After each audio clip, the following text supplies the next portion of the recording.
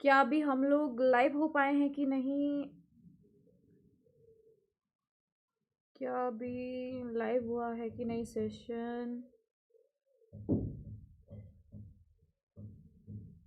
Okay, we are live now. I think अभी हम लोग लाइव हैं।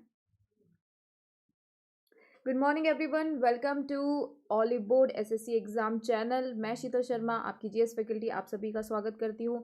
आज की क्लास जो कि होने वाली है हमारी आरआरबी एनटीपीसी सीबीटी 2 और ग्रुप डी को फोकस करके, इसमें हम करने वाले हैं एक्सपेक्टेड क्वेश्चन और आज ये इसका डे 1 है।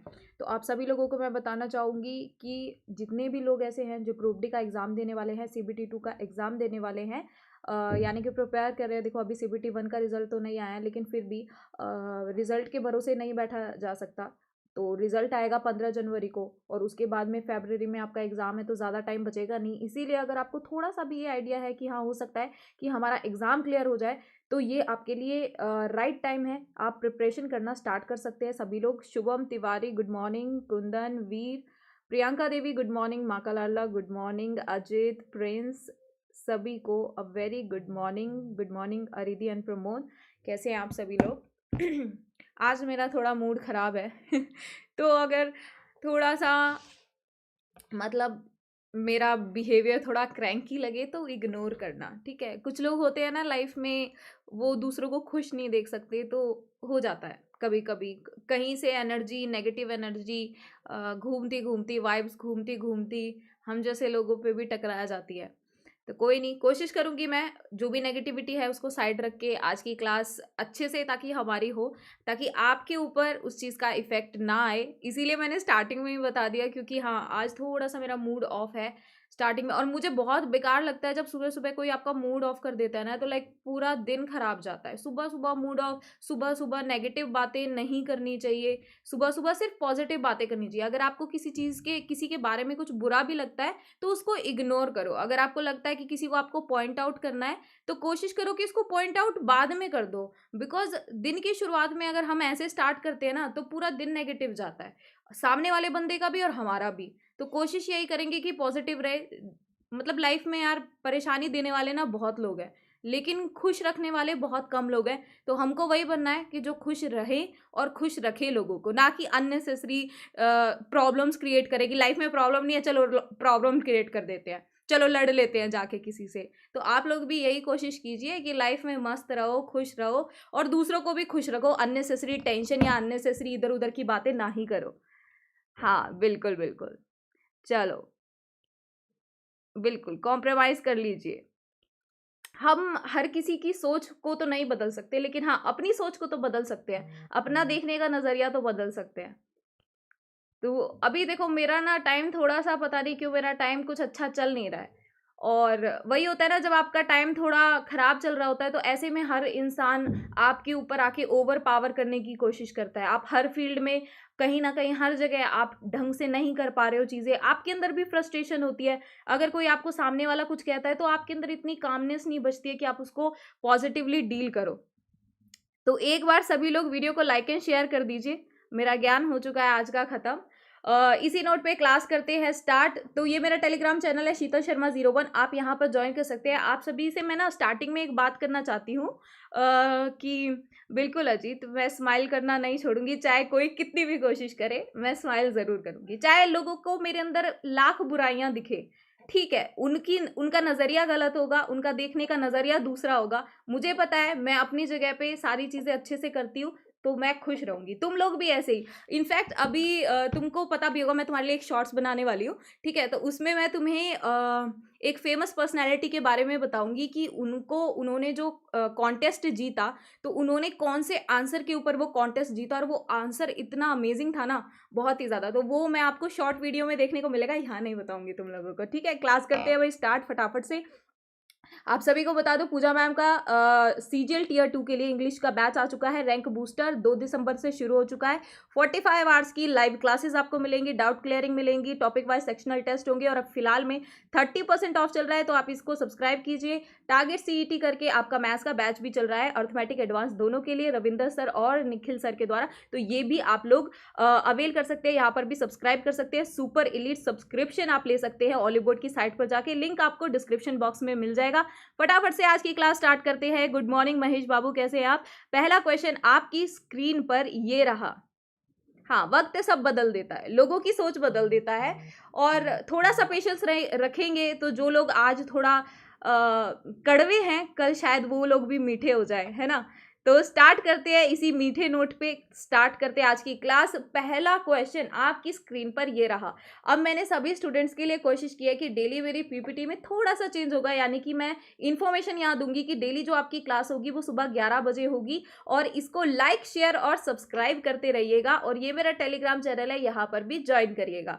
क्वेश्चन है, what can be the maximum period of gap between any two session of Indian parliament. अच्छा, सभी लोगों को बता दूं, अब मेरी इस हफ्ते सिर्फ एक ही क्लास है। इनफैक्ट अब से मेरी यूट्यूब पर सिर्फ एक ही क्लास है, सुबह वाली, ठीक है। अभी 11 बजे मेरी क्लास होने वाली है। इस पूरे हफ्ते 4 बजे वाली क्लास है, जो फिलहाल के लिए वो अभी नहीं होगी, तो इसीलिए ये एक इकलौता आपका मेरे थ्रू जो मेरा सेशन है, ये इकलौता सेशन है, तो ये अटेंड करने के लिए सभी लोग सुबह 11 बजे जरूर आया कीजिए।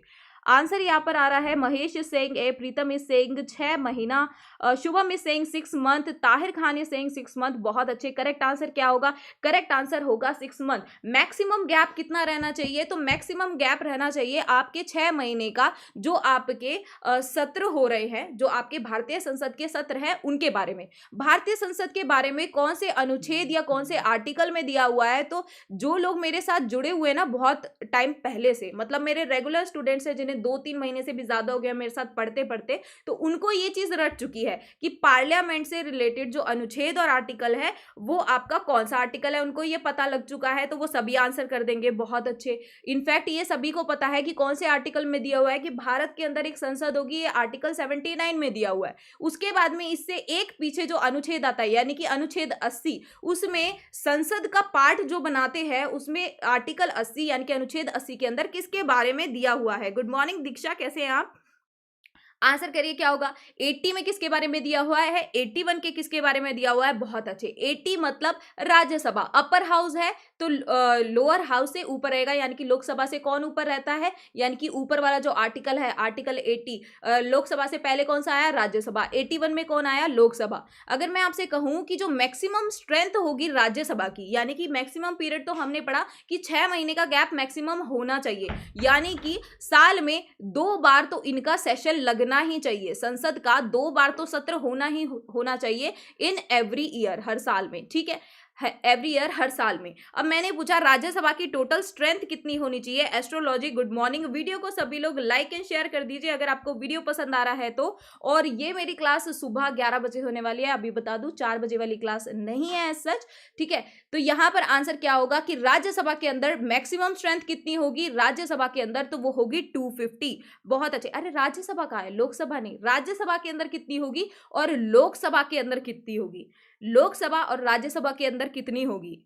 आंसर अभी तक राज्यसभा का किसी ने भी नहीं दिया था, सभी ने बोला बिल्कुल सही। शुभम तिवारी का एकदम सही है। शीलू यादव, गुड मॉर्निंग। कितनी होगी? लोकसभा की होगी। मैक्सिमम कितनी जा सकती है? तो वो होगी 552, यानी कि मैक्सिमम, इससे ज्यादा नहीं जा सकती है, ठीक है। इसमें पहले 2 सीटें किसके लिए होती थी? एंग्लो इंडियंस के लिए होती थी। जो कौन करता था, जिन्हें नॉमिनेट कौन करता था? प्रेसिडेंट, यानी कि राष्ट्रपति करता था। उनको अबॉलिश कर दिया गया, वो सीटें हटा दी गई। आपके कौन से संशोधन द्वारा, यानी कि कौन से अमेंडमेंट के द्वारा? तो ये आप लोग मुझे फटाफट से बताएंगे, ये आप लोग मुझे फटाफट से बताएंगे कौन से अमेंडमेंट के थ्रू, कौन से ईयर में आया ये अमेंडमेंट। तो याद रखिएगा आंसर क्या होगा। आंसर होगा इधर 104वां संशोधन जो है 2019 का, उसके थ्रू 2 एंग्लो इंडियंस वाली जो पोस्ट होती थी, जिनको नॉमिनेट कौन करता था, जिनको नॉमिनेट करते थे आपके राष्ट्रपति, वो क्या कर दी गई? वो एलिमिनेट कर दी गई। अब मैं आपसे ना सेशन यानी कि सत्र के बारे में बात करती हूं कि जो संसद के सत्र होते हैं 3 तरीके के होते हैं। एक होता है आपका बजट सेशन, यानी कि जिसमें बजट दिया जाता है ना, बजट सेशन। ये आपका बजट सेशन कौन से मंथ से लेके कौन से मंथ तक होता है। फिर एक आपका आता है मॉनसून सेशन, फिर एक आपका आता है विंटर सेशन, ठीक है। अब बताइए मुझे कि बजट सेशन आपका कब से कब तक रहता है। बजट सेशन की अवधि जो होती है वो कब से कब तक के बीच में लाया करती है। तो याद रखिएगा बजट सेशन होता है आपका फेब से लेके मई तक। कब? फरवरी से लेके मई तक क्या होता है? बजट सेशन कहलाता है। अगर बात करूं मॉनसून की, तो आंसर क्या होगा इधर। गुड मॉर्निंग अरिधि, गुड मॉर्निंग, कैसे हैं आप? माँ का लाडला ने बोला है मार्च से अप्रैल तक, नहीं। बजट कब आता है आपका? 1 फेब को, तो 1 फेब से लेके मई तक क्या रहता है? बजट सेशन कहलाता है। जुलाई से सितंबर के बीच में जो सत्र होता है वो क्या कहलाता है? मॉनसून सेशन कहलाता है। क्या कहलाता है? मॉनसून सत्र कहलाता है। और शीतकालीन यानी कि विंटर सेशन कब से कब तक होता है? तो नवंबर से दिसंबर के बीच के सत्र को क्या कहते हैं? शीतकालीन सत्र यानी कि विंटर सेशन। नेक्स्ट क्वेश्चन है, who is the supreme commander of the armed forces in India? Armed forces यानी कि जितने भी सशस्त्र बल हैं उनका सर्वोच्च कमांडर इनमें से कौन होता है? ठीक है, ऑप्शन है आपके गवर्नर, प्राइम मिनिस्टर, प्रेसिडेंट और चीफ मिनिस्टर। आंसर करिए सभी लोग, यहां पर क्या होगा? बिल्कुल, अभी क्या है? अभी शीतकालीन चल रहा है। बहुत अच्छे, सभी का आंसर इधर करेक्ट आ रहा है। शुभम, राजपाल, वीर, कुंदन, प्रिंस, अरिधि, महेश, शीलू, एकदम सही। वीडियो पसंद आ रहा है तो सभी लोग प्लीज लाइक जरूर कीजिएगा और वीडियो को शेयर जरा कर दें आप सभी लोग। ठीक है, आंसर क्या होगा इधर? आंसर होगा प्रेसिडेंट। क्या होगा आंसर? प्रेसिडेंट। क्यों कहलाता है ये सुप्रीम कमांडर? क्यों कहलाता है सुप्रीम कमांडर? तो आपने देखा होगा आपके आर्म्ड फोर्सेस कौन कौन से होते हैं? आर्म्ड फोर्सेस कौन कौन से होते हैं? आपके कौन कौन से बल होते हैं? एक तो थल के लिए होता है, एक हवा के लिए होता है और एक पानी के लिए होता है, यानी कि इंडियन आर्मी, एयरफोर्स और आपका नेवी। इन तीनों के जो चीफ हैं उनको अपॉइंट कौन करता है? इन तीनों के चीफ को? तो अपॉइंट का काम किसका है? प्रेसिडेंट का काम है। किसका काम है? राष्ट्रपति का काम है। ये राष्ट्रपति होगा हमारे देश के अंदर। ये कौन से अनुच्छेद में दिया है? और राष्ट्रपति के लिए मिनिमम यानी कि न्यूनतम जो आयु है वो कितनी होनी चाहिए? एलिजिबिलिटी होती है अगर आपको राष्ट्रपति बनना है तो आपकी मिनिमम जो आयु है वो कितनी होनी चाहिए? कौन से अनुच्छेद में दिया है? अनुच्छेद यानी कि आर्टिकल 52 में। कौन से भाग में दिया हुआ है? कौन से भाग के अंदर आता है? कौन से पार्ट के अंदर जिक्र है आपके प्रेसिडेंट का? तो आपको पता होगा 36 से लेके 51 तक आपके डीपीएसपी होते हैं, है ना? और कौन से भाग में आते हैं? भाग 4 में आते हैं। उसके बाद 51A में आपकी फंडामेंटल ड्यूटीज हैं। 51A के अंदर आपकी फंडामेंटल ड्यूटीज यानी कि मौलिक कर्तव्य होते हैं जो आपके भाग 4A में आते हैं। इसके बाद कौन सा भाग शुरू होगा? भाग 5, जो आर्टिकल यानी कि अनुच्छेद 52 से शुरू होता है। उसके अंदर किसके बारे में बात है? प्रेसिडेंट के बारे में बात है। हमारे देश के अंदर प्राइम मिनिस्टर होगा। ये कौन से आर्टिकल में गिवन है? प्राइम मिनिस्टर से रिलेटेड कौन से आर्टिकल में गिवन है? आंसर करिए क्या होगा? देखो, इसमें ना दो चीजें आती है। एक आता है आपका आर्टिकल 74, एक आता है आर्टिकल 75। 74 क्या कहता है कि राष्ट्रपति की सलाह मशवरा के लिए, राष्ट्रपति को एडवाइस करने के लिए, उसको रिकमेंडेशन देने के लिए कौन होगा? पीएम और काउंसिल ऑफ मिनिस्टर होंगे। आर्टिकल 75 क्या कहता है? आर्टिकल 75 क्या कहता है कि देखो, एक तो होगा आपका प्रधानमंत्री और दूसरा कौन सी होंगी? मंत्री परिषद। ठीक है, मंत्री परिषद होगी और प्रधानमंत्री होंगी किसके एड के लिए? उसके सलाह के लिए? तो वो होंगी प्रेसिडेंट की सलाह के लिए। तो आर्टिकल यहां पर कौन सा रिलेटेड है? आर्टिकल रिलेटेड टू पीएम, तो वो होगा आर्टिकल आपका 75। 74 में ये लिखा हुआ है कि जो प्रेसिडेंट है यानी कि राष्ट्रपति है उसको सलाह किसकी तरफ से मिलेगी। लेकिन आर्टिकल 75 ये कहता है कि एक प्रधानमंत्री होगा और उसकी मंत्री परिषद होगी किसके लिए? प्रेसिडेंट के लिए होगी। प्राइम मिनिस्टर को कौन अपॉइंट करेगा? अपॉइंट करेगा प्रेसिडेंट यानी कि राष्ट्रपति। अब यहां पर जो आपका गवर्नर है, तो मुझे फटाफट से बताइए कि गवर्नर से रिलेटेड जो आपका आर्टिकल है वो कौन सा होगा? Moderator please share the link of my Telegram channel in the comment box. Okay, if you are listening to me, then please share telegram link in the comment box. Okay, answer me कि यहाँ पर क्या होगा? Article related to governor. सभी लोग यहाँ पर answer करें, सभी का आंसर आना चाहिए। हम थोड़ा सा ना सभी जितने भी ऑप्शन हैं उन सब के बारे में हम पढ़ना चाहते हैं, है ना? सारी चीजें हम पढ़ना चाहते हैं। कौन सा आर्टिकल है जो, और ये बहुत ही बेसिक से क्वेश्चन है आपके, मतलब बहुत ही बेसिक है। तो मैं चाहती हूँ कि ये एटलीस्ट आप सभी लोगों को पता हो। तो आर्टिकल कौन सा होगा? अनुच्छेद कौन सा होगा? बहुत अच्छे। शुभम बोल रहे हैं 153 होगा, प्रमोद कह रहे हैं 63 होगा। भाई 63 से तो आपका आर्टिकल 63 से तो वाइस प्रेसिडेंट था। प्रमोद याद रखे, उपराष्ट्रपति है आपका आर्टिकल 63 किससे रिलेटेड है? उपराष्ट्रपति से। इससे पहले जो आर्टिकल 61 आता है ये बहुत ही इंपॉर्टेंट अनुच्छेद है जो किससे रिलेटेड है? राष्ट्रपति के ऊपर जो महाभियोग लगेगा यानी कि इंपीचमेंट होगा उससे रिलेटेड है। ठीक है, यहां पर आपका जो गवर्नर से रिलेटेड आर्टिकल है वो क्या होगा? आर्टिकल 155। क्या होगा इधर? आर्टिकल 155। नेक्स्ट क्वेश्चन देखते हैं, Sardar Sarovar dam is associated with. Answer करिए इधर क्या होगा? जो सरदार सरोवर बांध है वो किससे जुड़ा हुआ है, यानी कि कौन सी नदी पर स्थित है? महानदी, गंगा, कावेरी या फिर नर्मदा? आंसर करिए इधर क्या होगा? भाई वीडियो को ना लाइक एंड शेयर कर दीजिए। तुम लोगों ने लाइक और शेयर करना ही भूल गए। मैं यहाँ दबादब लगी हुई हूँ क्वेश्चंस कराने में तुम्हें, और तुम लोगों ने आंसर भी कम कर रहे हो और शेयरिंग भी कम कर रहे हो। ऐसे मत करो भाई। आंसर क्या होगा? मूड मेरा खराब है, तुम्हारा खराब है? मैंने स्टार्टिंग में बोला मूड मेरा खराब है, लग ऐसा रहा है जैसे तुम लोगों का मूड खराब है। आंसर क्या होगा यहाँ पर? बहुत अच्छे, निकिता का आंसर करेक्ट है, आरिधि, शीलू, महेश, लाडला, सभी का आंसर इधर करेक्ट आ रहा है। शीलू का आंसर करेक्ट है, दिव्य ज्योति बोल रहे हैं डी होगा। बहुत अच्छे, करेक्ट आंसर क्या होगा? करेक्ट आंसर होगा यहाँ पर नर्मदा रिवर। कहाँ पर स्थित है आपका सरदार सरोवर डैम? तो ये आपका नर्मदा नदी पर स्थित है। ये बताइए मुझे कि ये सरदार सरोवर जो डैम है ये आपका कौन से स्टेट में है? कौन से स्टेट में है आपका सरदार सरोवर डैम? नदी कौन सी है? नर्मदा नदी। नर्मदा नदी के बारे में आप क्या जानते हैं? नर्मदा नदी के बारे में आप क्या जानते हैं? इसका उद्गम स्थान कहाँ से है? नर्मदा का उद्गम स्थान कहाँ पे है? अगर मैं नर्मदा और तापी लिख देती हूँ इधर, नर्मदा और तापी लिख देती हूँ, तो इनके बीच में क्या एक ऐसी चीज है जो कॉमन है? यानी कि कौन सी ऐसी चीज है जो इनके बीच में एक समान है? नर्मदा और तापी नदी के बीच में कौन सी ऐसी चीज है जो एक समान है? आंसर इधर क्या होगा? सरदार सरोवर डैम है आपका गुजरात के अंदर। गुजरात में जो नवागाम नाम का डिस्ट्रिक्ट है वहां पर आपका पड़ता है सरदार सरोवर डैम। नर्मदा नदी के ऊपर स्थित ये बांध है। और अगर मैं कहूं कि जो नर्मदा और तापी हैं ये कैसी होगी, तो ये है आपकी वेस्ट फ्लोइंग रिवर, यानी कि पश्चिम की तरफ बहने वाली। किस तरफ बहती है?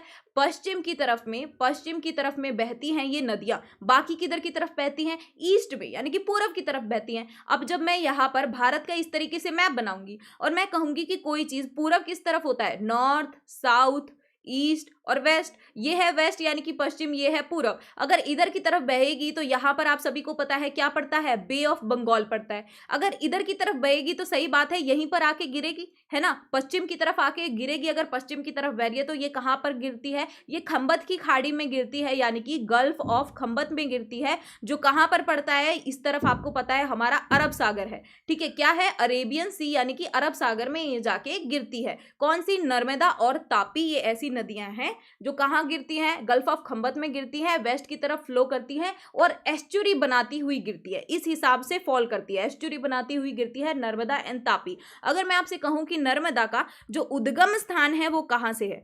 नर्मदा का उद्गम स्थान है वो कहां से है? तो आंसर क्या होगा इधर? सभी लोग आंसर करें। नर्मदा का उद्गम स्थान है वो कहां पर होगा? तो आंसर करें। गुड मॉर्निंग सुयश, कैसे हैं आप? बिल्कुल बिल्कुल, बहुत अच्छे। सुयश का सबसे पहले आंसर आया है, तो क्या होगा? अमरकंटक हिल से। कहाँ आती है ये? अमरकंटक से निकलती है। नर्मदा नदी कहाँ से निकलती है? अमरकंटक से निकलती है। और गिरती कहाँ पर है? गिरती है गल्फ ऑफ खंबत, अरेबियन सी में। ठीक है, नेक्स्ट क्वेश्चन देखते हैं। नेक्स्ट क्वेश्चन क्या होगा? Diamond mines are mainly found in the state of. ये जो हीरे की खदानें हैं ना, ये मुख्य रूप से कौन से राज्य में पाई जाती हैं? ठीक है, ऑप्शन है आपके मध्य प्रदेश, तमिलनाडु, बिहार या फिर पंजाब। आंसर करिए क्या होगा? इतने में ना तुम्हें एक चीज बताती हूं, मैं इधर एक चीज बताती हूँ। जैसे ये भारत का मैप लगा लो, ठीक है, नीचे का ये कैसा है? प्रायद्वीपीय क्षेत्र है। ये प्रायद्वीपीय क्या होता है? जो तीनों तरफ से, यानी कि ये क्षेत्र भी, ये भी और ये भी, यानी कि ट्रायंगल टाइप दिख रहा है ना, तो तीनों तरफ से ये कहाँ से गिरा हुआ है? बेसिकली ये यहाँ पर थोड़ा सा ऐसा एरिया होता है। तो ये एरिया तीनों तरफ से किससे घिरा हुआ है? तीनों तरफ से ये घिरा हुआ है पानी से। तो जो चीज तीनों तरफ से पानी से घिरी होती है उसको बोलते हैं प्रायद्वीपीय, यानी कि पेनिनसुला। ठीक है, अब यहाँ पर हम कुछ देखते हैं। ये है हमारा सेंटर इंडिया, यानी कि मध्य भारत। ये मध्य भारत सबसे ज्यादा फेमस है किसके लिए? खदानों के लिए। अलग अलग तरीके की खदानें मिलती है, खनिज मिलते हैं। ठीक है, बड़े बड़े खनिज मिलते हैं। मिलते हैं। तो आपने देखा होगा एमपी वाला एरिया, झारखंड वाला एरिया और छत्तीसगढ़ वाला एरिया, उड़ीसा, यहाँ पर ना बहुत सारी आपको खदानें देखने को मिलती है। लेकिन अगर मैं बात करूं अगर मैं यहाँ पर बात करूं कि डायमंड की कहाँ मिलती है, तो यहाँ पर आंसर क्या होगा, डायमंड की जो खदानें हैं वो सबसे ज्यादा मध्य प्रदेश में देखने को मिलती हैं। अगर मैं कहूँ कि मिनरल्स यानी कि खनिज, सबसे ज्यादा खनिज की खदानें कहाँ पर होंगी, कौन से भारतीय स्टेट में होंगी, तो पहले कौन सी होगी जहां पर मिनरल माइन सबसे ज्यादा मिलती है। आंसर करिए क्या होगा, जहां पर मिनरल माइंस सबसे ज्यादा मिलती है तो आंसर इधर क्या होगा, मिनरल प्रोडक्शन के लिए, खनिज उत्पादन के लिए सबसे बड़ी स्टेट, सबसे ऐसी कौन सी ऐसी राज्य है जहां पर सबसे ज्यादा खनिज उत्पादन होता है, तो उसमें क्रम में सबसे ऊपर कौन सी आती है, तो याद रखिएगा सबसे ऊपर आती है आपकी झारखंड। सबसे ऊपर कौन सी आती है आपकी, झारखंड आती है। क्या आती है, झारखंड आती है। नेक्स्ट में कौन सी आती है, दूसरे नंबर पे कौन सी आती है, तो याद रखिएगा दूसरे नंबर पर होगी छत्तीसगढ़। दूसरे नंबर पर कौन सी होगी, छत्तीसगढ़, जिसकी बहुत ही अमेजिंग मैंने ट्रिक बनाई है। याद करते ही एकदम से जैसे ही पढ़ोगे ना तो ट्रिक से तुम्हें याद हो जाएगा। इससे रिलेटेड स्टैटिक जीके की जो मैंने ट्रिक बनाई है 1 मिनट की छत्तीसगढ़ की, तो वो जरूर देखना ऑलिव बोर्ड यूट्यूब चैनल पर। और तीसरे नंबर पे जाके आता है आपका मध्य प्रदेश। तीसरे नंबर पे कौन सा आता है, मध्य प्रदेश आता है। ठीक है, तो ये 3 एक क्रम है। मध्य प्रदेश में जो आपकी हीरे की खदानें पाई जाती हैं, तो याद रखिएगा जो पन्ना नाम की जगह है ना, पन्ना नाम की जगह है मध्य प्रदेश में, वहां पर पाई जाती है। और पन्ना नाम से आपका एक नेशनल पार्क भी है, जो कहां पर है, जो आपका मध्य प्रदेश में है। नेशनल पार्क यानी कि राष्ट्रीय उद्यान भी है, जो आपका कहां पर है, मध्य प्रदेश में है। अगर मैं आपसे कहूं कि ऐसा कौन सा नेशनल पार्क है मध्य प्रदेश का जिसके ऊपर द जंगल बुक बनी थी, द जंगल बुक बनी थी, वो याद है ना तुम्हें, मोगली वाली बुक है, जो मोगली वाली बुक है, जंगल जंगल पता चला है चड्डी पहन के फूल खिलाए, तो वो फूल कौन से कौन से नेशनल पार्क में खिला था, बताइए वो किस नेशनल पार्क के ऊपर आधारित है। तो आंसर क्या होगा, कौन से नेशनल पार्क मध्य प्रदेश के, एक्चुअल में बोला जाता है कि एक्चुअल में उधर हुआ था। अगर किसी ने द जंगल बुक देखी होगी, अभी जो रिसेंट 2016 में आई थी, वो वाली मूवी देखी होगी जिसपे आपका मोगली दिखाया गया था और बाकी दिखाया गया था, तो बोला गया था कि वो जाता है वहां पर, शेर डरता क्यों है, क्योंकि वो उधर से एक बच्चा आ गया था, उसके माँ बाप को वो खा गया था, तो वो उस टाइप से दिखाते हैं। तो वो इंडिया का क्षेत्र दिखाते हैं, अगर देखा होगा धोती कुर्ता और सर पे पगड़ी पहनी होती है। तो ये किधर होगा, तो ये होगा आपका पेंच नेशनल पार्क। क्या होगा, पेंच नेशनल पार्क के ऊपर आधारित है ये पूरी की पूरी आपकी जो जंगल बुक किताब है, ये स्टोरी है, ये पूरी उस पर आधारित है। किसने लिखी थी जंगल बुक, किसने लिखी थी jungle book, who has written jungle book. नहीं नहीं नहीं, रस्किन बॉन्ड नहीं होगा रंजन, रस्किन बॉन्ड नहीं होगा। क्या होगा इधर, ये लिखी किसने है, ये रुडयार्ड किपलिंग ने लिखी है। किसने लिखी है, रुडयार्ड किपलिंग ने लिखी है। भूलना मत, ये क्वेश्चन ऐसे ना जो फेमस चीजें होती है वो क्वेश्चन जरूर आते हैं। रुडयार्ड किपलिंग ने लिखी थी the jungle book, Ruskin bond नहीं होगा। नेक्स्ट क्वेश्चन है, malaria is a disease which affects, यानी कि मलेरिया एक ऐसी बीमारी है जो इनमें से दिए हुए जो ऑप्शन है ना, यानी कि लीवर, फेफड़े, प्लीहा और आंत है, जो लीवर, लंग्स, स्प्लीन और एंटेस्टाइन, इनमें से किसको अफेक्ट करती है। तो आंसर क्या होगा भाई, सभी लोग वीडियो को लाइक एंड शेयर जरूर कर दीजिए। अगर आपको वीडियो पसंद आ रहा है तो प्लीज लाइक करें और शेयर जरूर करें। क्या होगा आंसर यहां पर, अब मलेरिया है, मैंने तुम्हें बताया था कि जो मलेरिया की बीमारी होती है ये किसकी वजह से होती है, कोई वायरस करता है इसको, बैक्टीरिया करता है, प्रोटोजोआ करता है, या फंगस की वजह से होती है। तो हमें पता है ये क्या करता है, प्रोटोजोआ। प्रोटोजोआ क्या होता है, बेसिकली जो प्रोटोजोआ होता है वो एक पैरासाइट की वजह से होता है। पैरासाइट यानी कि ना बहुत ही छोटे छोटे जीवाणु होते हैं जो आपके शरीर में पहुंच जाते हैं। ठीक है, क्या होते हैं, पैरासाइट्स होते हैं, बहुत छोटे छोटे जीवाणु होते हैं जो आपके शरीर में पहुंच के पनपते हैं। ये क्या होते हैं, इसको कौन सा पैरासाइट करता है, तो याद रखिएगा उस पैरासाइट का नाम क्या है, प्लाज्मोडियम। क्या नाम है, प्लाज्मोडियम। अब ये पैरासाइट कहीं से तो आया होगा ना, किसी से तो आया होगा। ये कौन से प्रोटोजोआ, यानी कि कहां से, इसका करियर कौन बनता है, कैरियर कौन बनता है, यानी कि वाहक कौन बनता है। तो आप सभी को पता होगा कि अगर आपको कौन सा मच्छर काट ले, वही जो महिला है, और महिला से तो बच के रहना चाहिए, है ना। तो इस महिला को भी इसके हस्बैंड ने या किसी आदमी ने परेशान किया होगा। तो फीमेल जो एनोफिलिस मॉस्किटो है, तो एक तो वैसे ही कोई भी फीमेल हो तो जानी जाती है कि एक तो भाई उनके अंदर खून कम होता है। आपको पता होगा कि आदमी और औरत के बीच में खून का डिफरेंस रहता है, तो जो उनके बीच में खून का डिफरेंस रहता है वो बेचारी वही पूरा करना चाहती है। तो फीमेल एनाफिलिस भी इसीलिए काटती हैं, ठीक है। जब ये काटती हैं तो कौन सा पैरासाइट डाल देती हैं? प्लाज्मोडियम पैरासाइट उस मानव के शरीर में डाल देती हैं, जो क्या कर देता है? मलेरिया की बीमारी कर देता है। मलेरिया की बीमारी के सिम्टम्स क्या क्या होते हैं? एक तो बहुत ज्यादा ठंड लगती है, फीवर बहुत ज्यादा रहता है ना, और उसको चिली इफेक्ट्स बहुत ज्यादा आते हैं, उसको बहुत चिल फील होता है, उसको बहुत ज्यादा चिली इफेक्ट से, भाई मिर्ची मत समझ लेना, चिली इफेक्ट्स मतलब कि बहुत ज्यादा उसको ठंड लगती है, उसको फीवर होता है, उसको वॉमिट होती है। तो ये कुछ चीजें मलेरिया में देखने को मिलती है। तो सबसे ज्यादा ये किसको अफेक्ट करता है? तो याद रखिएगा, ब्रेन को करता है। किसको अफेक्ट करता है सबसे ज्यादा? तभी शादी के बाद लड़कियां मोटी हो जाती है, लड़के भी मोटे हो जाते हैं। तो उसका मतलब तो ये हुआ ना, लड़के भी खून चूसते हैं बराबर का, है ना। खाली लड़कियां थोड़ी होती है, लड़के भी होते हैं मोटे, तोंद निकल आती है, अंकल बन जाते हैं सीधे, तो वो भी खून ही चूसते हैं, ठीक है। आंसर क्या होगा इधर? सबसे ज्यादा इफेक्ट अगर मलेरिया का किसी पे होता है तो ब्रेन पे होता है। आपको पता होगा इतना ज्यादा फीवर जो चढ़ता है, कईयों को कहते हैं ना दिमागी बुखार भी हो जाता है, तो सबसे ज्यादा इसमें अफेक्ट कौन होता है? सबसे ज्यादा ब्रेन अफेक्ट होता है। और उसके बाद में कौन सा होता है? उसके बाद में होता है लंग्स।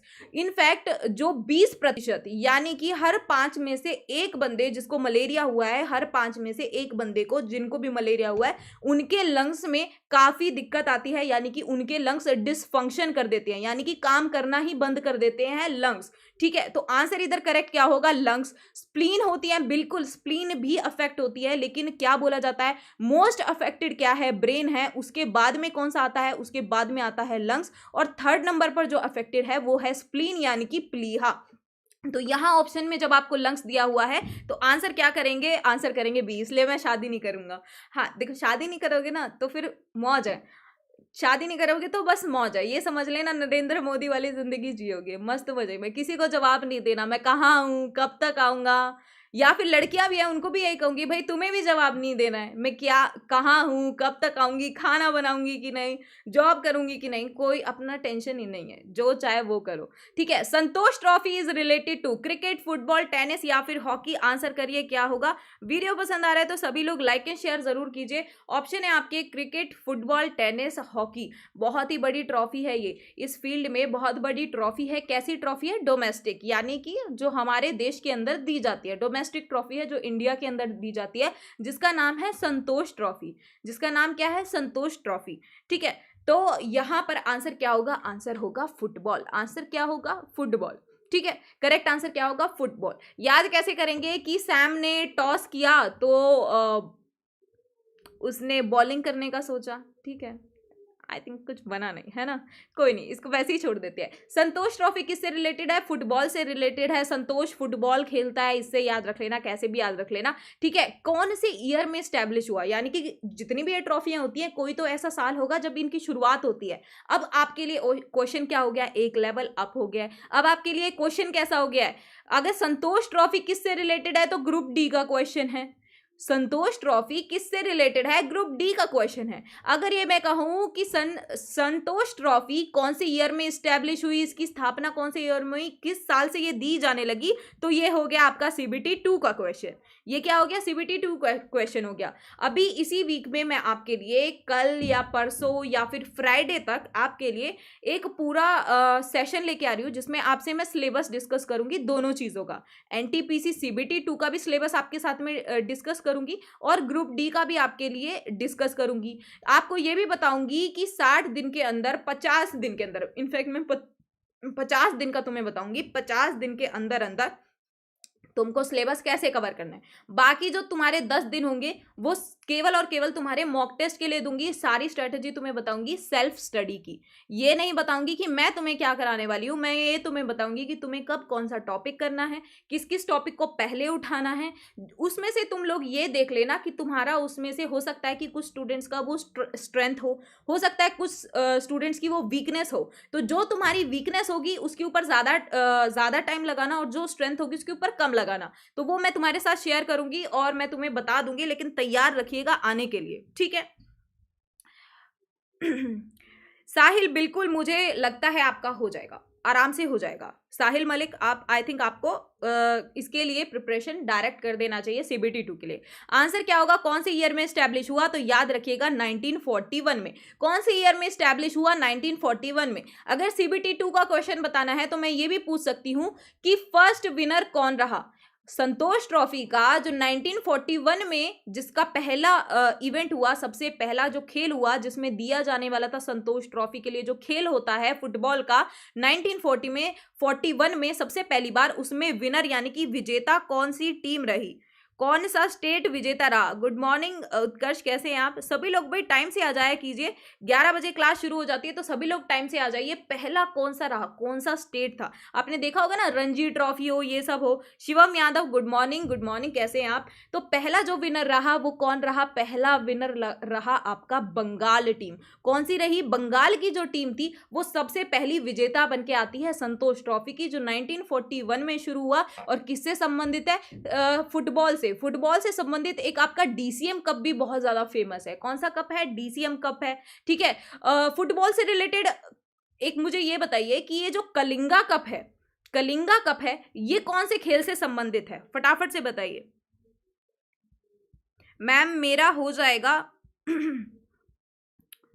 शिवम, आपने कितना बताया है वो बताइए एक बार, आपका स्कोर कितना रहा है वो बताइए, ठीक है। कलिंगा कप है, ये आपका किससे संबंधित है, कौन से खेल से संबंधित है, सभी का आंसर आना चाहिए। कलिंगा कप किससे संबंधित है, सभी का यहां पर आंसर आना चाहिए। कौन से खेल से संबंधित है आपका कलिंगा कप, तो याद रखिएगा ये भी किससे संबंधित होगा, ये भी आपका फुटबॉल से संबंधित होगा। कॉमन सेंस से लगा देते कि मैम ने जब पूछा है तो यही होगा। नेक्स्ट क्वेश्चन है आपका, the first railway line in India was opened इन। देखो ये जो इस टाइप की क्वेश्चन है ना, पहला कब शुरू हुआ, स्थापना कब हुई, ये एक हॉट फेवरेट टॉपिक है। इसमें साइंस के भी क्वेश्चंस मिलेंगे आपको, इसमें स्टैटिक के भी क्वेश्चंस मिलेंगे, सब क्वेश्चंस मिलेंगे। आपके जितने भी डाउट्स हैं, जितने भी क्वेरीज हैं, आपको जो भी डाउट्स हैं वो आप मेरे को ना शीतल शर्मा 01 पे, ये मेरा टेलीग्राम चैनल है, यहाँ पर आप मुझे बताइए कि आपको ना RRB यानी कि रेलवेज के एग्जाम से रिलेटेड, रिजल्ट से रिलेटेड आपके क्या डाउट्स हैं, आप मुझे ना जरा यहाँ पर बताइएगा। तो मैं क्या करूंगी, इससे रिलेटेड पूरी रिसर्च करके फिर आपको मैं क्लास में बताऊंगी, ठीक है। इसको मैं, आपके जितने भी डाउट्स हैं आप मुझसे पूछिए, मैं आपको रिसर्च करके बताऊंगी। आपको रेलवे ग्रुप डी और NTPC CBT 2 के लिए जो भी आपके डाउट्स हैं, आप मुझे, मेरा टेलीग्राम चैनल है शीतल शर्मा 01, यहाँ पर आप मुझे बता सकते हैं, ठीक है। किसी भी वीडियो के कमेंट बॉक्स में लिख दीजिए, कहीं पे भी लिख दीजिए, इस टेलीग्राम चैनल पर जाके शीतल शर्मा 01 पे आपके सारे उनका आंसर मिलेगा आपको एक पूरी वीडियो में। सिर्फ और सिर्फ आपके क्वेश्चंस का मैं आंसर करूंगी, आपके सारे डाउट्स क्लियर कर दूंगी, सारी चिंताएं दूर कर दूंगी।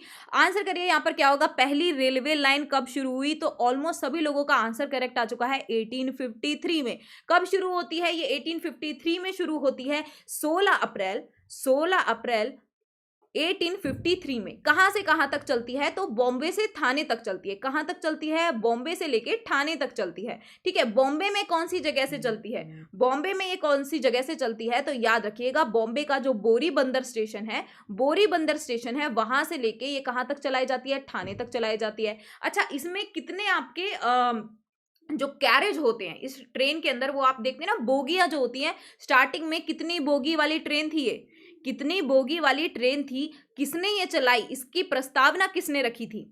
बहुत अच्छे उत्कर्ष, एकदम सही। प्रस्तावना किसने रखी, तो डलहौजी ने रखी। इसको इंट्रोड्यूस करने वाला, रेलवेज की भारत के अंदर शुरुआत करने वाला डलहौजी है, इसीलिए इसको बोलते हैं father of railways in India. Bharat के अंदर रेल के जनक के रूप में किसको माना जाता है, रेलवेज का जनक माना जाता है भारत के अंदर डलहौजी को। अब रेलवे का क्वेश्चन देने जा रहे हो और रेलवे का एग्जाम देने जा रहे हो और रेलवे के क्वेश्चन नहीं क्रैक कर पा रहे, तो ये तो बड़ी गड़बड़ वाली बात हो जाएगी, ठीक है। कितने किलोमीटर का ट्रैक था जो पहला रेलवे का, भाई रेलवे से सबसे बड़ी चीज क्या होगी कि भाई पहली रेलवे कब चली है ना, ये तो पता होना चाहिए, कहां से कहां तक चली, कितने किलोमीटर का ट्रैक था, कितनी बोगियों वाली थी, तो 14 कैरेज ट्रेन थी ये। कितनी थी, 14 कैरेज ट्रेन थी और 34 किलोमीटर का ट्रैक था। कितना था, 34 किलोमीटर का ट्रैक था, 14 कैरेज वाली ये ट्रेन थी। इसमें कितने इंजन तक बता दूंगी तुम्हें, लोकोमोटिव ये होती थी उस टाइम पे, किससे चलती थी, स्टीम लोकोमोटिव्स होती थी, है ना, भाप वाली होती थी। तो ये जो आपकी स्टीम लोकोमोटिव थी ये आपकी कितने पार्ट में थी? तो 3 पार्ट में थी। उन 3 पार्टों का नाम बता सकते हैं? 3 स्टीम लोकोमोटिव्स हैं, उन 3 पार्टों का नाम बता सकते हैं? तो याद रखिएगा, पहला है आपका साहिब, दूसरा है आपका सिंध और तीसरा है आपका सुल्तान। ये 3 क्या थे? स्टीम लोकोमोटिव थे जो इस ट्रेन के अंदर यूज किए गए। नेक्स्ट क्वेश्चन देखते हैं। चांद बीबी वॉज द रूलर ऑफ, ये जो चांद बीबी है ये किसका शासक रहा? असिरगढ़, बीजापुर, अहमदनगर या फिर गोलकोंडा? आंसर करिए इधर क्या होगा? आंसर करिए सभी लोग, इधर क्या होगा? फटाफट से सभी लोग का आंसर आए। वीडियो को भाई सभी लोग ना लाइक एंड शेयर जरूर कीजिएगा, लाइक एंड शेयर जरूर कीजिएगा सभी के सभी लोग। आंसर क्या होगा? उत्कर्ष का आंसर सबसे पहले आ चुका है इधर। उत्कर्ष कह रहे हैं मैम अहमदनगर होगा। गोल्डन चैनल कह रहे हैं सी होगा। अमित कह रहे हैं प्रणाम प्रणाम अमित, कैसे हैं आप? करेक्ट आंसर इधर क्या होगा? तो करेक्ट आंसर होगा आपका अहमदनगर। अगर यहां पर 2 ऑप्शन ऐसे हैं जो चांद बीबी से रिलेटेड हैं। चांद बीबी क्या रहे? चांद बीबी रहे आपके रीजेंट बोलेंगे या आर्मी मैन बोलेंगे, वो रहे। ये किसके टाइम पर थे? ये फेमस किसके लिए हुए? क्योंकि ये जो अहमदनगर है इन्होंने इसको डिफेंड किया था किससे? मुगल एम्परर है जो आपका अकबर, उससे। कौन से ईयर में किया, कोई बता सकता है? अहमदनगर का बचाव करता है चांद बीबी अकबर द्वारा। कौन से ईयर में? कौन से ईयर में करता है? तो याद रखिएगा ईयर 1595 में। 1595 में क्या करता है? अकबर से रक्षा करता है, किसकी? बचाता है किसको? अहमदनगर को। तो ये वहां का रीजेंट बन जाता है, यानी कि वहां का रक्षक, वहां का सैन्य प्रमुख बन जाता है। कौन? चांद बीबी बन जाता है। और कब से कब तक ये अहमदनगर का रहता है? तो याद रखिएगा 1595 में इसने प्रोटेक्ट किया, तो 1596 से लेके 99 तक ये क्या रहता है? इसका रीजेंट रहता है। टोटल इसका जो कार्यकाल रहा एज रीजेंट तो वो रहा 1550 से लेके 1599 तक। कब रहा? 1550 से लेके 1599 तक। और उससे पहले 1580 से लेके 1590 तक, 1580 से लेके 1590 तक ये किसका रहता है? बीजापुर का रहता है। किसका रहता है? बीजापुर का रहता है ये। लेकिन ये रूलर कब बनता है, शासक कब बनता है? तो बनता है जब ये अहमदनगर को प्रोटेक्ट करता है। कौन सी आर्मी से? अकबर की आर्मी से 1595 में। नेक्स्ट है इन हुज रेन ह्यूएन सांग a Chinese Pilgrim visited India. किसके शासन काल में जो ह्वेन सांग है ये भारत के अंदर आया था? ये एक चीनी तीर्थ यात्री था, ये भारत के अंदर आया था। अब ऑप्शन है आपके हर्षवर्धन, समुद्रगुप्त, कनिष्का और अकबर। आंसर करिए इधर क्या होगा?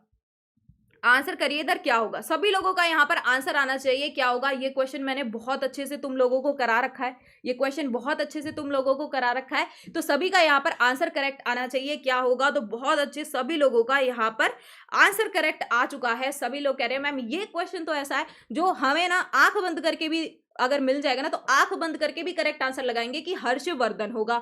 हर्षवर्धन के ऊपर कौन सी किताब लिखी गई और किसने लिखी? ये क्वेश्चन आप मुझे इसका आंसर देंगे कमेंट बॉक्स में, चैट बॉक्स में। आप सभी लोग इसका आंसर मुझे देंगे क्या होगा। करेक्ट आंसर यहां पर क्या होगा? हर्षवर्धन के ऊपर कौन सी किताब लिखी गई? हर्षचरिता लिखी गई। किसने लिखी? तो ये तो मतलब फेवरेट क्वेश्चन है, हम कितनी बार पढ़ चुके हैं कि बाणभट्ट होगा। किसने लिखी? बाणभट्ट ने लिखी। जो ये चाइनीज पिलग्रिम होता है जिसका ह्यूएन सांग नाम होता है, ये क्या पढ़ के गया था? भारत के अंदर ये संस्कृत पढ़ के गया था। और फिर इसने क्या किया था? क्योंकि इसे संस्कृत आती थी तो इसने ट्रांसलेशन किया था। जो ये हर्षचरिता में काफी सारी चीजें हैं तो इसने इसका ट्रांसलेशन करके कुछ एक अध्याय इसके चाइनीज भाषा में भी, चाइनीज लोगों के लिए भी छापे। तभी हमें पता चला उन लिस्टिंग से कि जो चाइनीज पिलग्रिम था वो आया था भारत के अंदर किसके टाइम पर? हर्षवर्धन के टाइम पर, क्योंकि इसने हर्षवर्धन के कार्यकाल का वर्णन किया है जैसे बाणभट्ट ने किया था हर्षचरिता के अंदर। बाणभट्ट किसका दरबार कवि था? तो ये पोएट था किसका? हर्षवर्धन का। अगर मैं तुमसे कहूं यहां पर एक नाम और आता है फा हियन, इसने कब भारत के अंदर, फा हियन ने कब यहां पर भारत के अंदर विजिट किया? भारत के अंदर फा हियन कब आया? फा हियन किसके शासनकाल में भारत के अंदर आता है? तो आंसर करिए क्या होगा? आंसर करिए क्या होगा? बिल्कुल नालंदा यूनिवर्सिटी में संस्कृत पढ़ के गया था, 3 साल रहा था ये, 3 इयर्स के लिए। ह्यूएन सांग है जो 3 साल के लिए संस्कृत पढ़ के गया था। कहां से? नालंदा से करके गया था ये, ठीक है। बौद्ध मठ से, बहुत जगह अलग अलग जगह से भी इसने करा था, ठीक है। नालंदा के साथ साथ बहुत अलग अलग जगह से भी इसने पढ़ाई की थी। आंसर क्या होगा? बिल्कुल सही। फा हियन किसके टाइम पर आया? तो चंद्रगुप्त द्वितीय के टाइम पर आया। किसके टाइम पर आया? चंद्रगुप्त द्वितीय के टाइम पर आया। अब ये बताइए चंद्रगुप्त द्वितीय का निकनेम क्या है, आंसर करिए क्या होगा। चंद्रगुप्त द्वितीय का निकनेम क्या है, आंसर करिए क्या होगा। गुड मॉर्निंग क्रिश, कैसे हैं आप? एक तो नाम ही इतना जबरदस्त है क्रिश। उड़ के दिखा सकते हैं? क्रिश उड़ के दिखा सकते हैं?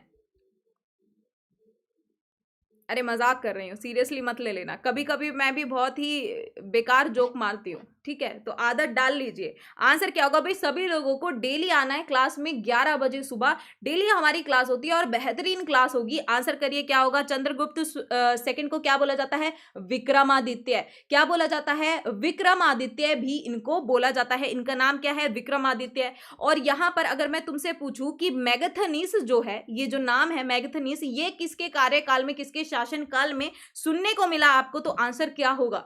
सुनने को मिला तो आंसर क्या होगा। अच्छा यहां पर समुद्रगुप्त भी दिख रहा है ना, इसका निकनेम क्या है, समुद्रगुप्त को क्या बोला जाता है, समुद्रगुप्त को क्या बोला जाता है, क्या निकनेम है इसका, तो इसको बोला जाता है नेपोलियन ऑफ इंडिया। और जो नेपोलियन बोनापार्ट है, इसको बोला जाता है, ये नेपोलियन बोनापार्ट है भारत का। जो एक्चुअल में नेपोलियन बोनापार्ट है उसको क्या बोला जाता है, तो उसको बोला जाता है अ मैन ऑफ डेस्टिनी, यानी कि जहां भी गया जीत के आया। ठीक है, जीतने में माहिर समुद्रगुप्त है। ये आपका कौन से वाद्य यंत्र का बहुत ही उसमें ये बहुत ही एक्सपर्ट रहा, कौन सी ऐसा वाद्य यंत्र था ये जो बहुत अच्छे से बजाता था, जिसमें ये एक्सपर्ट था। मैगथनीस किसके टाइम पर आया, तो याद रखिएगा चंद्रगुप्त मौर्य के टाइम पर था। मैगथनीस कब था, चंद्रगुप्त मौर्य के टाइम पर था। लेकिन अगर बात करें कि क्या बोला जाता है, समुद्रगुप्त कौन से वाद्य यंत्र में माहिर थे, तो ये वीणा वादक थे, बहुत अच्छे वीणा एक्सपर्ट थे। वीणा बहुत ही अच्छा बजाते थे। गिटार नहीं होगा वीर तुम गिटार लिख के आना, फिर तुम्हारे कान के नीचे गिटार बजाएगा रेलवेज, ठीक है। वो कहेगा भाई आप आए ही क्यों, एग्जाम देने आपने कष्ट क्यों किया, आप घर से ही बोल देते, हम वहीं से वहीं आपको क्लियर कर देते। आपको तो सबसे बड़ी पोस्ट देंगे हम रेलवेज की, ठीक है, सबसे बड़ी पोस्ट होगी रेलवेज की, रेल के कोच साफ करने की, ठीक है। वीर तुमको वही मिलने वाला है। कनिष्का, कनिष्का किसके लिए फेमस है, तो अगर मैं आपसे पूछूं कि सिल्क रूट जो आया, सिल्क रूट जो आया वो किसके टाइम पर आया था। अगर मैं आपसे पूछूं जो सिल्क रूट है, इंडिया चाइना वाला जो सिल्क रूट है, वो किसके टाइम पर आया, बताइए फटाफट, फटाफट से बताइए, ताकि हम आगे क्वेश्चन पे ना मूव करें। मैं चाहती हूँ हम ज्यादा से ज्यादा पढ़े, एक क्वेश्चन में हम इतना कुछ पढ़ ले कि मतलब ऐसा लगे। अब ये देखो तुम्हारा एक क्वेश्चन ये हो गया, एक क्वेश्चन ये हो गया, एक ही क्वेश्चन में हम छह छह क्वेश्चन पढ़ रहे हैं, है ना, एक ही क्वेश्चन में छह छह क्वेश्चन पढ़ रहे हैं। तो सिल्क रूट बनाया किसने, कनिष्का ने।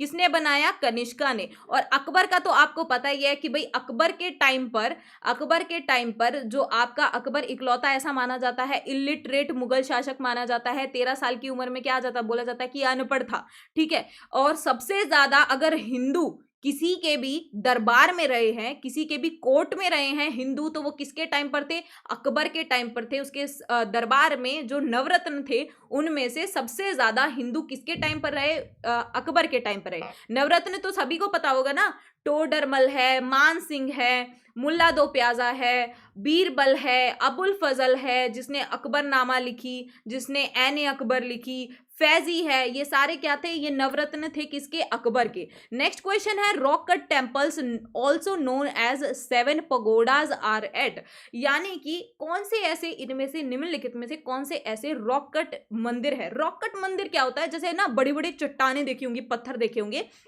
उन चट्टानों और पत्थर के ऊपर शिल्पकारी करके जब उसको किसी मंदिर का रूप दे दिया जाए या किसी एक कला का रूप दे दिया जाए तो उसे बोलते हैं रॉक कट, यानी कि रॉक्स के ऊपर, चट्टानों के ऊपर क्या की गई है, कलाकारी और आकृतियां बनाई गई हैं।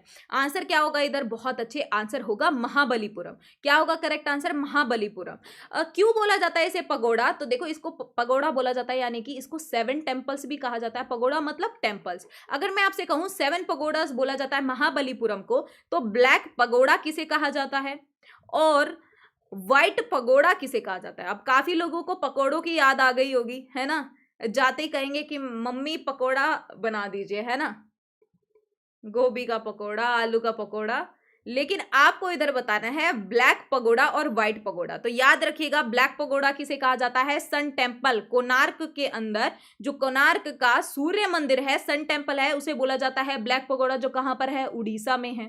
वहीं आपका व्हाइट पगोडा भी कहां पर है? वो भी उड़ीसा के अंदर है, जिसे क्या बोला जाता है? उसको बोला जाता है जगन्नाथ टेम्पल को। किसको बोला जाता है? जो जगन्नाथ टेम्पल है, भगवान कृष्ण से संबंधित ये टेम्पल है, कहां पर है आपका? पुरी, उड़ीसा में।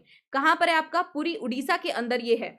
महाबलीपुरम है जो, तो इसको क्या किया गया? इसको बनवाने वाले कौन थे? तो याद रखिएगा, इसको जो बनवाया वो किसने बनवाया? पल्लव किंग जो थे। कौन थे? पल्लव राजा थे, उन्होंने बनवाया। ठीक है। शुरुआत किसने करवाई? शुरुआत कराई भाई 5 टेम्पल से। पहले 7 टेम्पल नहीं थे, पहले 5 टेम्पल थे। तो बनवाता उसे कौन है? कौन सा पल्लव सम्राट बनवाता है? तो याद रखिएगा क्या होगा? नरसिम्ह वर्मन प्रथम इसे बनवाता है। और स्टार्टिंग में इनिशियली कितने बनवाता है? 5 टेम्पल बनवाता है ना। ये शुरुआत करा देते हैं। इसके बाद में कौन से आते हैं? तो इसके बाद में याद रखना आएगा परमेश वर्मन। इसके बाद में इसके अंदर किसने एक्स्ट्रा कंस्ट्रक्शन करवाई? परमेश वर्मन ने। और जो 7 बनवाए, यानी कि बाकी के 2 और टेम्पल्स, पूरे ये टेम्पल्स 7 टेम्पल्स जो बोला, 7 टेम्पल्स कंप्लीट किए। तो याद रखिएगा नरसिम्ह वर्मन द्वितीय ने। तो शुरुआत करता है कौन? नरसिम्ह वर्मन प्रथम करता है। उसके बाद थोड़ा बहुत इसमें परमेश वर्मन भी करता है, और लास्ट में जो इसको एंड करता है, इसे कंप्लीट करता है, वो कौन है? नरसिम्ह वर्मन द्वितीय। कितने लोगों को ये सब बातें पता थी पहले से?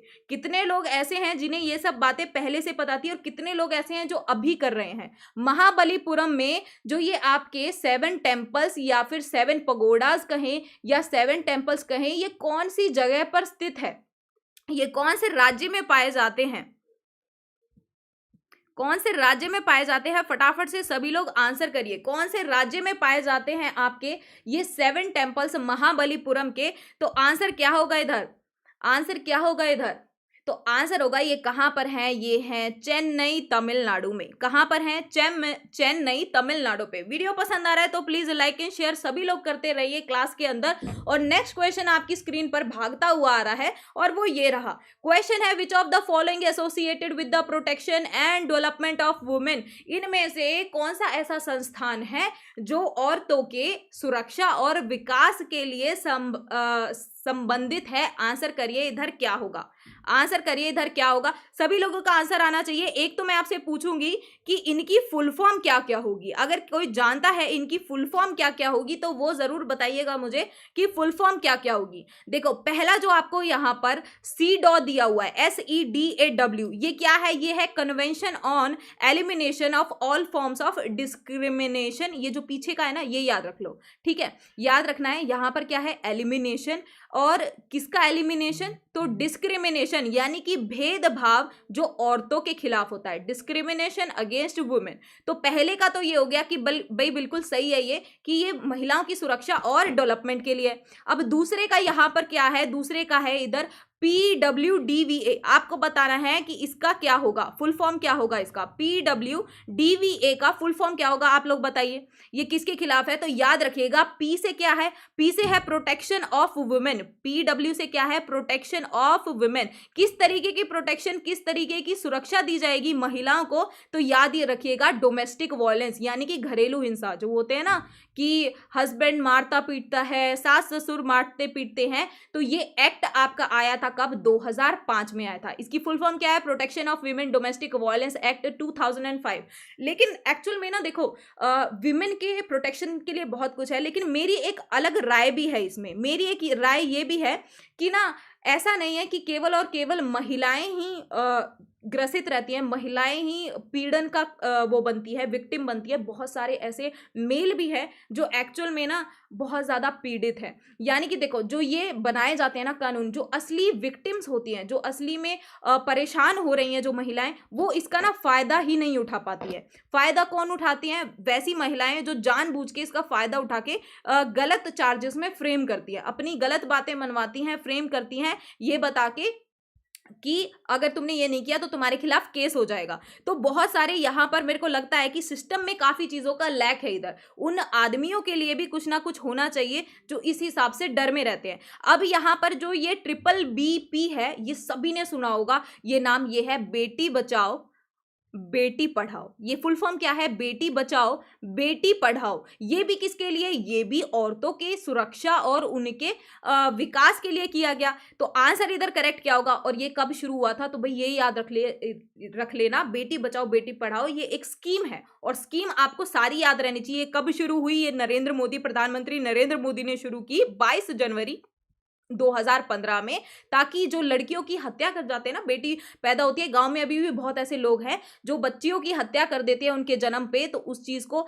बंद करने के लिए और लड़कियों को स्कूल भेजे उसके लिए। तो करेक्ट आंसर क्या होगा? All of the above. ये सारी किससे रिलेटेड है? ये सारी रिलेटेड है विमेन के प्रोटेक्शन से। नेक्स्ट क्वेश्चन है, Bombay stock exchange is going to establish a global stock exchange at. Answer करिए इधर क्या होगा? बॉम्बे स्टॉक एक्सचेंज यानी कि BSE। अब मैं यहां पर आपसे 2-4 चीजें और पूछूंगी, सीधा सीधा 2-4 चीजें और पूछूंगी, आपको बताना है ये कहां पर ग्लोबल स्टॉक एक्सचेंज कर रहा है। पहले तो आपको बताना है कि इसकी जो स्थापना हुई कौन से ईयर में हुई, कौन से साल में हुई। BSE भारत के अंदर 2 बड़े स्टॉक एक्सचेंज हैं। जिन्होंने भी हर्षद मेहता 1992 वाली स्कैम वाली वेब सीरीज देखी होगी, है ना, या उसके ऊपर कोई डॉक्यूमेंट्री देखी होगी, तो उन्हें पता होगा कि हमारे देश के अंदर ये 2 हैं बड़े, एक आपके स्टॉक एक्सचेंज है। एक है BSE यानी कि बॉम्बे स्टॉक एक्सचेंज, और NSE यानी कि नेशनल स्टॉक एक्सचेंज। यहां पर हम बात करते हैं अगर BSE की, तो आंसर क्या होगा? कब एस्टैब्लिश हुआ आपका BSE बॉम्बे स्टॉक एक्सचेंज? तो याद रखिएगा ये कहां पर है? मुंबई में है। दलाल स्ट्रीट जो है मुंबई की, वहां पर है आपका BSE बॉम्बे स्टॉक एक्सचेंज। कब ये एस्टैब्लिश हुआ? तो आंसर बहुत लोगों का एकदम करेक्ट आ रहा है। करेक्ट आंसर क्या होगा? 1875 यानी कि 1875 में, यानी कि ब्रिटिश काल में ही इसकी स्थापना कर दी गई।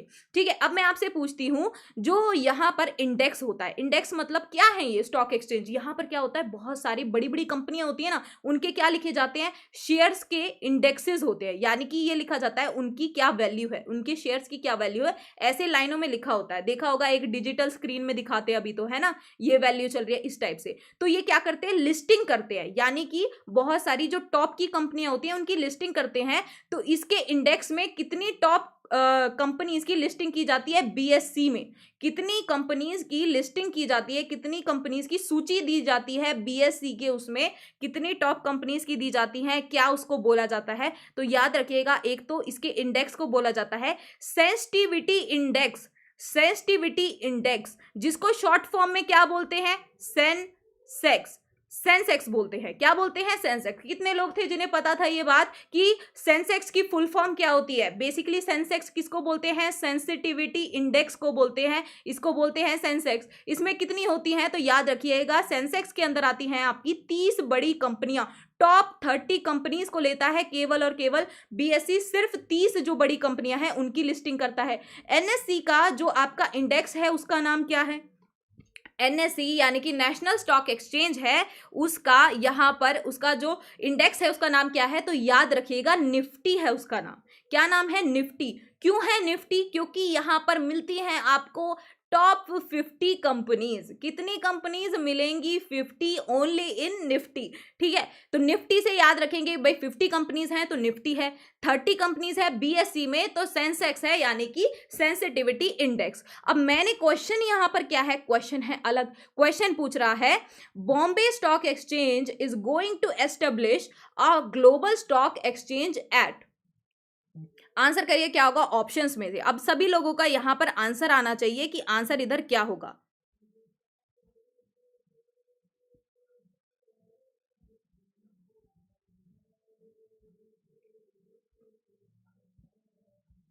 आंसर इधर क्या आ रहा है? महाराष्ट्र, मुंबई, महाराष्ट्र। बहुत अच्छे। करेक्ट आंसर यहां पर क्या होगा? करेक्ट आंसर होगा मुंबई, महाराष्ट्र। कहां पर ये ग्लोबल स्टॉक एक्सचेंज स्थापित करने जा रहा है? तो मुंबई, महाराष्ट्र में करने जा रहा है। NSE का हेडक्वार्टर कहां पर है? मुख्यालय कहां पर है? कहां पर है आपका NSE? NSE यानी कि नेशनल स्टॉक एक्सचेंज, ये कहां पर होगा? तो ये भी आपका किधर होगा?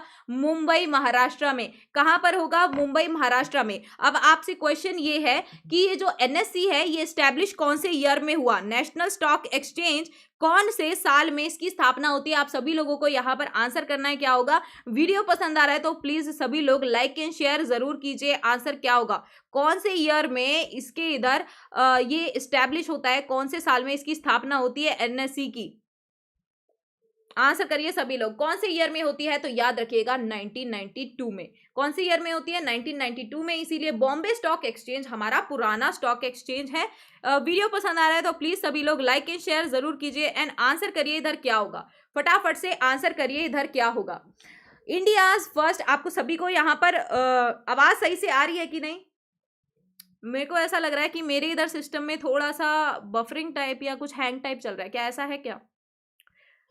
India's first high-speed rural broadband network NOFN has been commissioned in।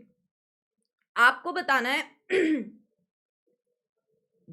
यहां पर जितने भी ऑप्शन आपको दिए हुए ना, आपको ये बताना है कि भारत का जो पहला हाई स्पीड रूरल यानी कि ग्रामीण क्षेत्र की बात करी गई है कि ग्रामीण क्षेत्र में कौन सा ब्रॉडबैंड नेटवर्क दिया है। अच्छा, ब्रॉडबैंड क्या होता है? बेसिकली आपकी इंटरनेट की सुविधाएं देने के लिए आपने देखा होगा ना, डोकोमो टाइप का वो छोटा सा देते हैं, वो पेन ड्राइव टाइप का होता है। तो ब्रॉडबैंड नेटवर्क है, नाम है उसका NOFN। तो पहले तो NOFN की फुल फॉर्म अगर किसी को पता है तो वो बता सकते हैं। दूसरा आपको क्या बताना है? दूसरा आपको ये बताना है कि ये कहां पर चालू किया गया, कौन सी जगह पर चालू किया गया। तो आंसर करिए यहां पर क्या होगा। आंसर करिए आप सभी लोग, यहां पर क्या होगा। देखो अभी सभी जानते हैं कि डिजिटल एरा चल चुका है, यानी कि अब सब कुछ कैसी चीजें हो चुकी है? डिजिटल हो चुकी है ना। हर चीज यहां पर क्या है, आपके खाने ऑर्डर करने से लेके, सब्जियों से लेके, आपकी कितनी भी कोई छोटी चीज हो, आपको ग्रोसरी मंगवानी है, आपको फूड ऑर्डर करवाना है, कुछ भी कराना है, सब कुछ कैसा हो गया है? डिजिटल। पेमेंट भी कैसी हो गई है? डिजिटल। तो यहां पर जो ग्रामीण क्षेत्र हैं उनको भी इंटरनेट की जरूरत है। अब सभी को इंटरनेट की जरूरत है। लॉकडाउन में बहुत सारे ऐसे सुसाइड भी हुए, बच्चियों ने सुसाइड किए कि जो स्कूल की क्लासेस नहीं ले पा रही थी due to lack of internet. तो अब ये क्या हो चुका है कि रूरल एरियाज, ग्रामीण क्षेत्रों में भी ये ब्रॉडबैंड नेटवर्क पहुंचाया गया है। कहां पर कमीशन किया गया है? तो याद रखिएगा कहां पर चालू हुआ है। तो केरला के अंदर हुआ है, इदुक्की डिस्ट्रिक्ट केरला में। अगर मैं कहूं भारत के अंदर लिटरेसी रेट यानी कि साक्षरता दर, यानी कि सबसे ज्यादा शिक्षित युवा, यानी कि परसेंटेज जितने लोग शिक्षित हैं वो सबसे ज्यादा आपका कौन सी जगह पर पाया जाता है? सबसे ज्यादा आपका कौन सी जगह पर पाया जाता है? कौन सी स्टेट टॉप करती है लिटरेसी रेट में? तो आंसर क्या होगा? तो आंसर इधर क्या होगा? लिटरेसी रेट, साक्षरता दर में सबसे ऊपर कौन? सबसे ऊपर केरला। ये सभी जानते हैं सबसे ऊपर कौन है? केरला है।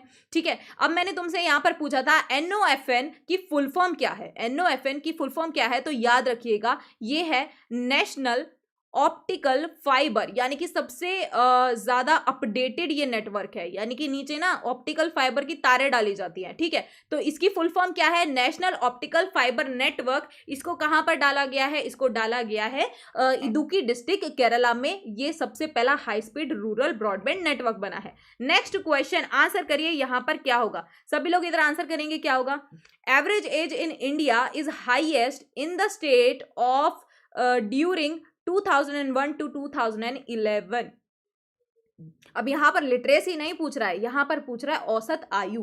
औसत आयु मतलब यानी कि मतलब कितने साल तक। यहां पर जर्नली जब हम औसत आयु के बारे में बात करते हैं तो मतलब एक होता है ना लाइफ एक्सपेक्टेंसी रेशो, कि कितना यहां पर लोग जी रहे हैं। एक्चुअल में अगर औसत निकाले कि कितनी आयु लोग इधर जी रहे हैं तो औसत क्या आएगा। तो ये सबसे ज्यादा हाई कौन से स्टेट में थी? तो आंसर करिए क्या होगा। आंसर करिए यहां पर क्या होगा। ग्रोथ रेट की बात करें तो क्या होगा। अगर हम कहें कि पॉपुलेशन ग्रो कहां पर सबसे ज्यादा हो रही है, और अगर हम ये कहें कि जो एवरेज एज है वो कितनी है, कौन से उसमें सबसे ज्यादा है, तो आंसर इधर सभी लोगों का दिखना चाहिए मुझे, क्या होगा। ठीक है, इसको आप ऐसे ले सकते हैं कि जैसे अब मान लो कि हमारे स्टेट के अंदर बच्चे ज्यादा हैं, यानी कि चिल्ड्रन ज्यादा हैं, यानी कि 10 साल के उम्र के 10 साल तक के लोग ज्यादा हैं, बूढ़े कम हैं। अगर मैं इनका एवरेज निकालूंगी तो एवरेज कम आएगा। तो ये कहना चाहता है कि जो एवरेज एज है इंडिया के अंदर वो हाईएस्ट कौन सी स्टेट में है, यानी कि कहां पर सबसे ज्यादा आ रही है, यानी कि यहां पर सबसे ज्यादा बूढ़ों का जो बूढ़े होते हैं ना उनका सबसे ज्यादा पॉपुलेशन, ओल्डर पीपल कहां पर सबसे ज्यादा देखने को मिलते हैं। तो आंसर इधर क्या होगा। तो आंसर इधर क्या होगा।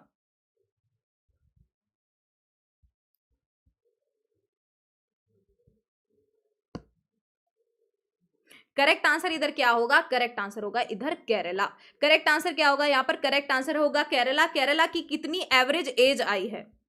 तमिलनाडु जो बोल रहे हैं, नहीं, तमिलनाडु सेकंड नंबर पे आता है। केरला की कितनी यहाँ पर जो मीन एज, एवरेज एज आई है केरला की, कितनी आई है? केरला की आई है इधर 31। कितनी आई है? 31 साल। अगर मैं पूछूं आप लोगों से कि तमिलनाडु की कितनी आई है, तो याद रखिएगा तमिलनाडु की आई है 29 साल। यानी कि यहाँ पर औसतन देखा जाए तो 29 साल बोला जाए तो 29 साल की उम्र वाले लोग रहते हैं। औसतन 29 साल की उम्र वाले लोग रहते हैं इधर। कर्नाटका की बोली जाए तो कर्नाटका की यहाँ पर होगी 26। कर्नाटका की क्या होगी? 26 होगी। ऐसे ही कर्नाटका के साथ साथ मुंबई महाराष्ट्र, जो महाराष्ट्र है, उसकी भी कितनी है? उसकी भी 26 है। अच्छा, तुम्हें हैरानी होगी सुन के कि उत्तर प्रदेश, यूपी की जो थी, यूपी की आई है 20 साल। यानी कि यूपी के अंदर यूथ पॉपुलेशन सबसे ज्यादा है। ठीक है, यहां पर आंसर क्या होगा? यहां पर आंसर करेक्ट होगा किसकी सबसे ज्यादा है? तो ये केरला की यहां पर सबसे ज्यादा एज है जो वो मानी गई है किसके अंदर? केरला के अंदर। ठीक है, तो आज का सेशन यहीं करते हैं ओवर। मुझे जरूर बताइएगा आपको आज की क्लास कैसी लगी। वीडियो पसंद आया तो सभी लोग लाइक एंड शेयर जरूर कीजिए। और डेली क्लास होगी 11 बजे इसी तरीके के बहुत अमेजिंग क्वेश्चन मैं आपके लिए लेके आती रहूंगी। तो मेरे साथ जुड़े रहिएगा। मेरा टेलीग्राम चैनल है शीतल शर्मा 01, यहाँ पर ज्वाइन जरूर करना है सबको। ये मेरा टेलीग्राम चैनल है, यहाँ पर ज्वाइन करिए। और मुझे ये जरूर बताइए कि भाई आपको ना आरआरबी के जो आपके एग्जाम आ रहे हैं, इनको लेके आपको क्या क्या डाउट्स हैं।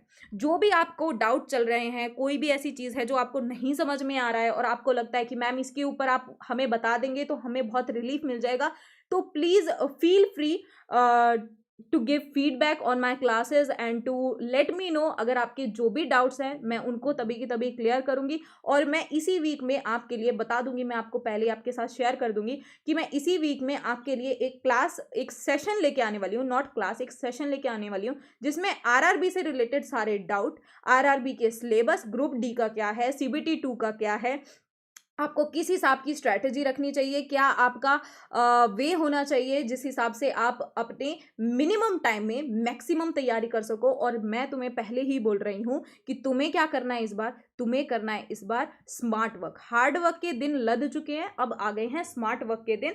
तो अब मेरे साथ जुड़े रहिए डेली। तुम्हारी अच्छी वाली तैयारी कराने की गारंटी है अब मेरी। ठीक है, अपनी सारी चिंताएं मैम के ऊपर छोड़ दो, मस्त होके आओ और मस्त 1 घंटे में बढ़िया तरीके से पढ़ के जाओ। मैं गारंटी लेती हूं आप लोगों के इतने सारे ऐसे क्वेश्चन होंगे जो क्लास से ही आए होंगे एकदम सेम। बहुत सारे लोगों ने मुझे ये बोला है, एसएससी जीडी में भी उनके जो क्वेश्चंस आए हैं वो बिल्कुल वैसे ही आए हैं जैसे मैंने कराए हैं। ठीक है, तो इसीलिए विश्वास रखिए मैम के ऊपर। डेली आइए क्लास में, लाइक एंड शेयर जरूर करते रहिएगा। Till then take care, bye bye, have a nice day. अब मिलती हूँ आपसे कल 11 बजे। शाम को कोई क्लास नहीं है, बहुत अजीब सा लग रहा है, लेकिन हाँ कोई बात नहीं, अब कल सुबह 11 बजे मिलूंगी। तब तक वेट कीजिएगा और मिलते हैं कल। Bye bye and take